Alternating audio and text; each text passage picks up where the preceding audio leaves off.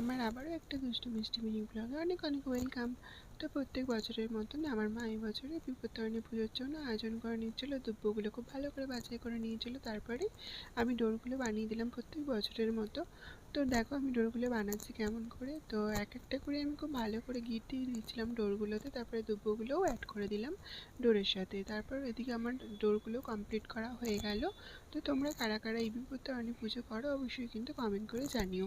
তো এদিকে আমার মাও রেডি হয়ে গেল। রেডি হয়ে যাওয়ার পরে এদিকে তোমাদেরকে সবটাই শেয়ার করলাম যে এদিকে ফল ফুল এদিকে মিষ্টি সবটাই আমার মা নিয়ে নিয়েছিল গুছিয়ে। তার মধ্যে পড়ছিল বাইরে খুব বৃষ্টি। এদিকে তারপর আমার ছাতা টাঙিয়ে পুজো দিতে বেরিয়ে পড়লো।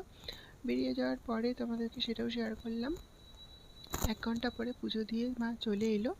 তো তোমরা কারা কারা পুজোটা করো অবশ্যই কিন্তু, আর যদি ভিডিওটা ভালো লাগে অবশ্যই কিন্তু লাইক কমেন্ট শেয়ার করে দিও। এদিকে আমার পুজো সম্পন্ন হয়ে গেল, প্রসাদও খেয়ে নিলাম। কেমন লাগলো জানিও। টাটা।